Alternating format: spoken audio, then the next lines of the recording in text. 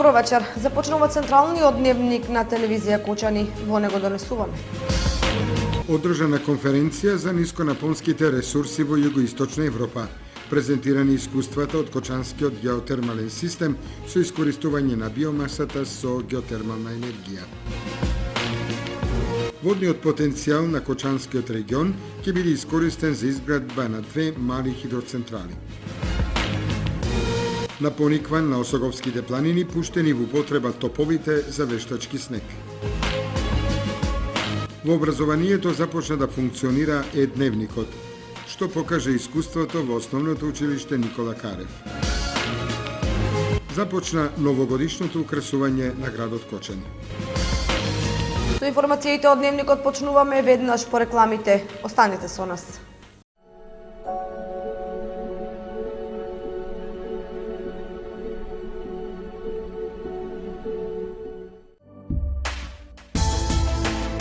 Општина Кочани организира јавен градски превоз. Секако дека е потребно. Зашто да се вода со такси, може и да има јавен превоз и поевтино и Добро е тоа за граѓаните. 4 линии дневно, од 8, 10, 12 и 16 часот, на релацијата Бавчалук, лесна индустрија, Оризари. Првото возење е на 2 декември. Билетот е со популарна цена од 10 денари.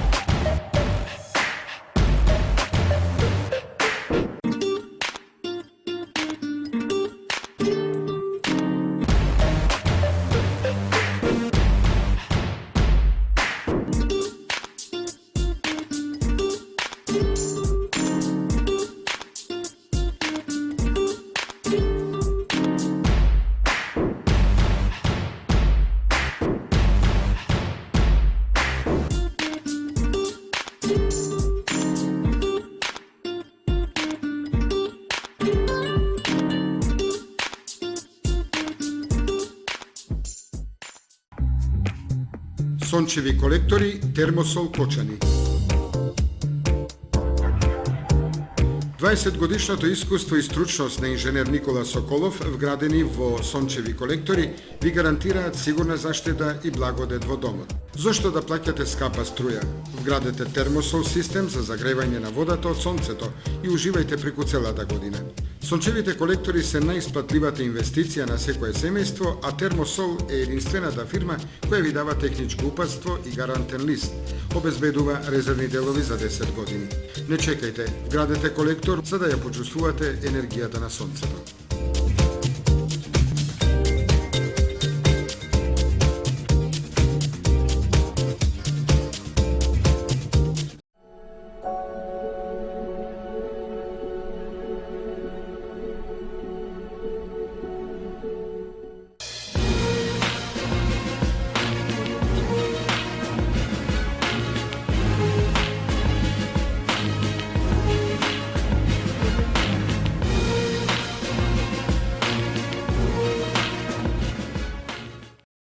Одржана конференција од проектот ГеоСи за нискотемпературните геотермални ресурси во Југоисточна Европа со акцент на потенцијалите на Кочанскиот геотермален систем во проектот за искористување на биомасата со геотермалната енергија. Во Кочани се одржа транснационалната конференција од проектот GeoSea со учество на представници од Италија, Словенија, Хрватска, Унгарија, Србија, Бугарија, Романија и Македонија. Конференцијата се однесува на нискотемпературните геотермални ресурси во Југоисточна Европа, финансиски поддржана од ИПАРД програма 2 со средства од европските фондови. Општина Кочани е вклучена во програмата на Европска унија од ИПА програмата за анализирање, надогревање на геотермалните извори, ладните геотермални извори кои што ги имаме, кои што спаѓаат и кочанските геотермални извори. Со оваа програма која што е од 6 европски држави, всушност се прават анализи, се прават испитувања дали и на кој начин може да се врши догревање на оваа наша геотермална вода, за да може да се користи во повеќе намени, да не биде како досега само за онаа намена која што беше само во земјоделието. Очекуваме дека стручните лица ќе го кажат својот збор. Најпрвин приоритет е биомасата и дека ќе имаме едни такви анализи, такви согледувања, такви проекти за користење на биомасата во општината Кочани, која што досега не се користеше, а знаеме дека и таа спаѓа во овие зелени енергии. Се на се очекувам дека оваа конференција ќе има еден мощен добар успех. Ние сакаме со ова да ги користиме понатаму и за загревање на други простори во градот, за загревање на градскиот базен, за користење во спа центар, во бањолошки намени и така натаму. И исто така со дополнителни истражувања за производство на електрична енергија.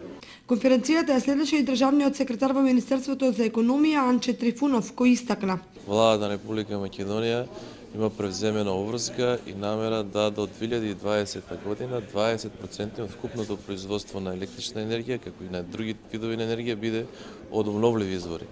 Еден од обновливите извори е и геотермалната вода, исто така како што е и биомасата, исто како што се и ветерните потенцијали, како и фотоволтаици, односно производство на електрична енергија од сончева светлина. Кочани, поточно комуналното јавно предпријатие, Водоводот Кочани е еден од 7 концесионери кои што имаат концесија за искористување на геотермална вода и сега можам да кажам дека не еден, туку најуспешен и најнапреден, единствен јавен концесионер кој што вложува во понатамошно искористување и изнаоѓање начина на порационално искористување на овие природни ресурси. На конференцијата беа презентирани информациите за проектот, како и за потенцијалите на геотермалниот систем во Кочанско и првичните резултати од пилот проектот за искористување на потенцијалот на биомасата во Кочанската котлина, во комбинација со потенцијалот на геотермалната вода, така наречени хибридни системи за топлификација. Водниот потенцијал во регионот ќе биде искористен со доделување концесии за изградба на мали хидроцентрали. 3 веќе се градат на Зрновска река, а за 2 ќе се распише дополнителна концесија. На Зрновска река на целото Зрновци приватен концесионер гради 3 мали хидроцентрали, со што водниот потенцијал на реката целосно ќе биде искористен во текот на целата година. Дека Кочанскиот крај има потенцијал за изградба на мали хидроелектрани е и најавата дека наскоро ќе биде распишана концесија за изградба на 2 мали хидроцентрали. До сега владата преку Министерството за економија распише 5 јавни повици за изградба на мали хидроелектрични централи за искористување на водниот потенцијал. Сега се во подготовка и очекуваме во најскоро време да се објави 6-тиот повик, овој пат преку Министерството за животна средина, бидејќи надлежноста за управување со водите со најновите законски измени во Законот за води се пренесени во тоа министерство. Меѓутоа, има 80 локации на територија на цела Република Македонија, има 2 локации кои што си на нашиот дел. Сепак мораме да констатираме дека Осоговските планини немаат толку голема издашност на води. Има повеќе на Плачковица и таму има неколку локации, меѓутоа има 2 локации. Ќе следи јавниот повик на кој што сите заинтересирани субјекти ќе можат да учествуваат и се надеваме дека ќе биде успешен и дека и од тој повеќе произлезе да се изграде 1 до 2 мали хидроелектрични централи на потегот на Осоговските планини, према Кочани и према Пробишти по друга страна. Се очекува водите на реките Кочанска и Осојница да бидат потенцијалите каде што ќе се градат идните мали хидроцентрали.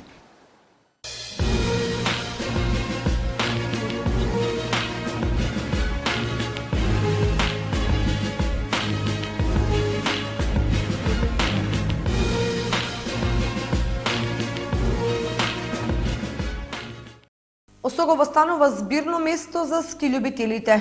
Пуштен е во употреба топовите за вештачки снег. Со нив се очекува атрактивна и богата зимска сезона на Пониква. Првиот снег и значително паднатите температури најмногу им годат на љубителите на ски спортовите. Скијачкиот центар Пониква веќе почна да биде збирно место за ски зависниците. Но ова зимско одмаралиште веќе се произведе првиот технички вештачки снег, благодарение на стручните екипи на МЕПСО. Од пред некоја вечер се пуштија во употреба топовите за вештачкиот снег, а гледката беше фасцинантна за присутните. Со нивното вклучување, горниот дел од патеката на ски лифтот си доби своја патека за скијање. Според најавите, деновиве ќе продолжат активностите околу спремањето на комплетната патека од ски лифтот, за подоцна работите да се префрлат и на патеката кај ски лифтот 1. Со ваквиот начин на производство на технички вештачки снег се очекува значително зголемување на бројот на туристи, кои својот зимски одмор ќе го поминат токму на Пониква, во најсовремени услови. Во образованието започна да функционира електронскиот дневник. Контактите меѓу наставниците и родителите станаа почести, а информираноста поголема. Во образованието започна да функционира електронскиот дневник, што го воведе Министерството за образование и наука. Контактите меѓу наставниците и родителите станаа почести, а информираноста поголема. Во основното училиште Никола Карев со Е-дневникот се информирани сите родители. Е-дневното во основното училиште Никола Карев функционира добро, значи сега заврши тромесечието. Имавме родителски средби, на кои родителски средби беа обавестени родителите за постигнатиот резултат од првото тромесечие, значи од прво до 9 годишното образование. Инаку контактите преку Е-дневникот и информациите на родителите заедно преку училиштето за нивното постигнување функционира на завидно ниво. За тоа се грижат одделенските раководители, тука е вклучена педагошко-психолошката служба. Одредените податоци кои имавме потреба да ги добиеме од страна на родителите со нивната согласност за сите промени кои настануваат во дневникот преку самата учебна година, почнувајќи од редовноста, од оценките и другите работи функционираат на завидно ниво. Колку родителите го прифатија ваквиот начин на комуницирање за успехот со учениците? Па да, самиот закон за основно образование ни го тоа налага да бидеме транспарентни, во секој момент да можат да ги добијат податоците покрај оние родителски средби кои ги организираме, да речеме, по втор пат. Значи родителска средба имавме во основното училиште Никола Карев, тоа значи дека и во другите основни училишта ги си ја завршија својата овраска. И се надеваме по завршувањето на второто тромесечие, по постигнувањето на првото полугодие успехот, исто така ќе имаме родителски средби, исто така ќе бидат родителите информирани за сите промени кои настануваат во електронскиот дневник. Употребата на електронскиот дневник е прифатена и во останатите основни училишта во општината. Брачните врски стануваат се потенки, граѓански или црковен брак, на што се одлучува денешната младина, анкета меѓу граѓаните. Бракот како најсвета институција во денешно време не се сваќа сериозно кај младите брачни парови, кои пред Бога се заколнуваат на вечна љубов.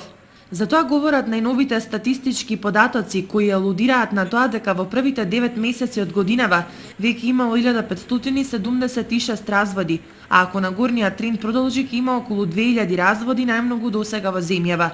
Проблемот кој ги иницира разводите во последно време е се уште непознат, но според црковните службеници причината лежи најчесто во несериозниот пристап кон брачната заедница.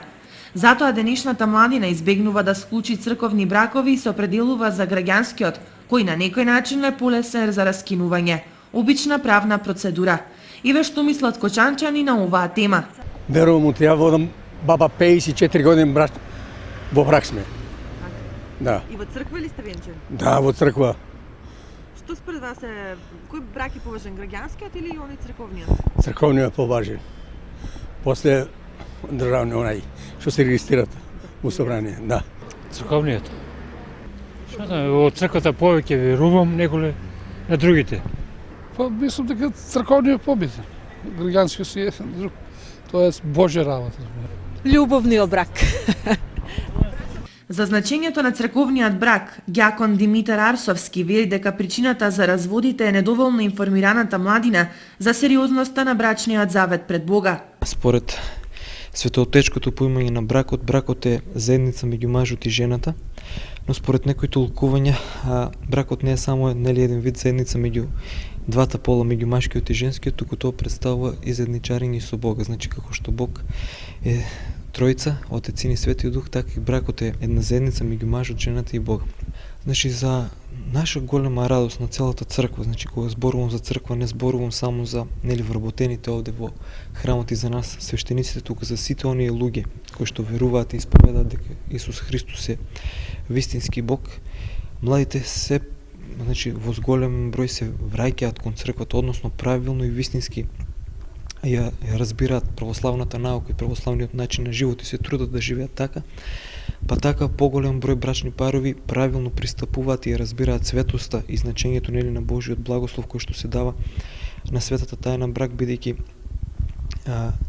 самиот чин венчание не е некој обичај или адет како што нарекуваме, што мора да пройде. Значи си има длабока символика, си има длабока полка и како таков е востановен, значи во првите векови и од тогаш понатаму се одржува чинот. Значи двајцата млади пристапуваат во црквата, се заветуваат пред Бога дека нивниот брак ќе помине во заедничарење, во љубов, во разбирање, во добро и во зло. Во Кочанскиот храм Свети Георги бројот на склучени црковни бракови оди во нагорна линија, но не се знае нивната завршница.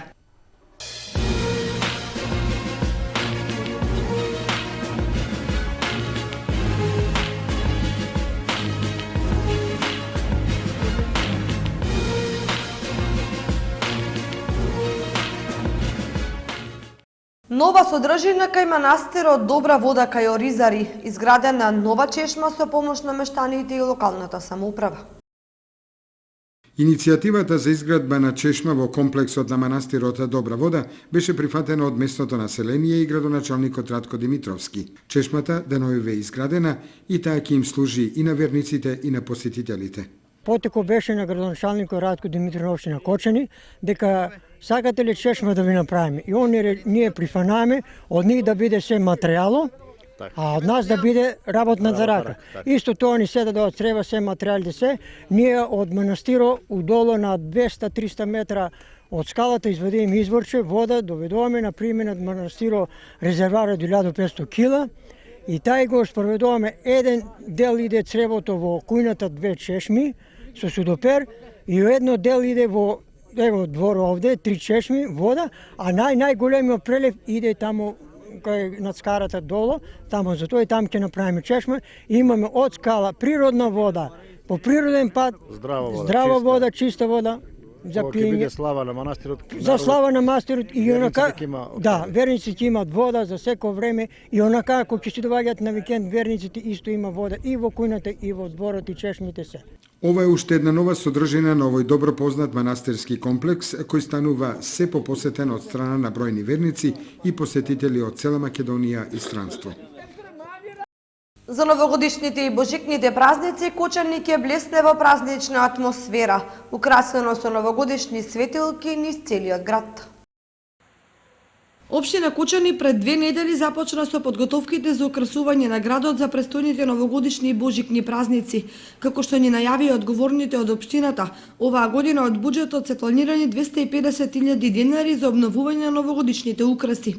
На повеќе локации од градот ќе се користат минатогодишните украси. Се предвидува на делот од улицата Димитар Влахов према Маршал Тито, тоа е према шопинг центарот, место досегашните топки да ставиме сноуфоли, тоа се тие плашите цевки што ги имаме веќе преку реката.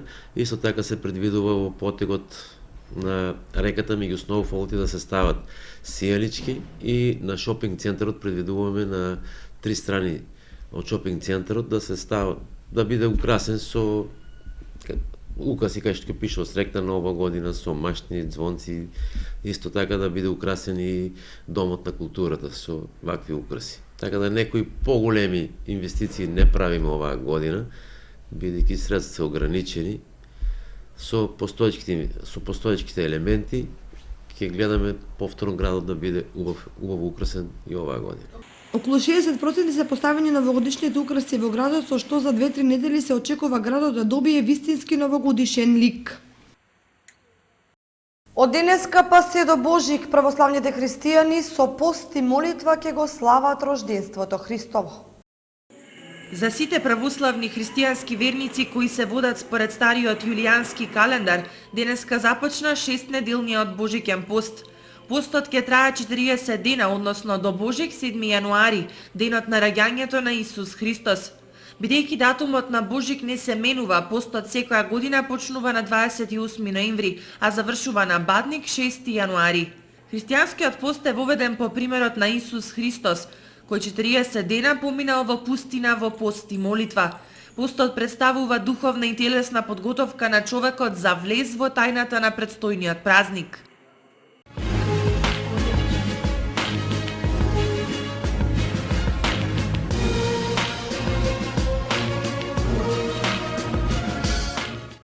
Во недела во спортската сала Никола Карев во Кочани ќе се одржи голем футсал спектакл помеѓу Македонија А и Македонија Б. Несекојдневен футсал натпревар во недела ќе одиграат репрезентациите на Македонија А и Македонија Б.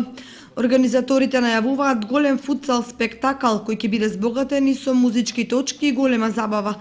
За овој натпревар утре ќе биде организиран прес со цел да се поттикнат љубителите на малиот фудбал да присуствуваат на овој несекојдневен натпревар помеѓу футсал репрезентациите на Македонија А и Македонија Б.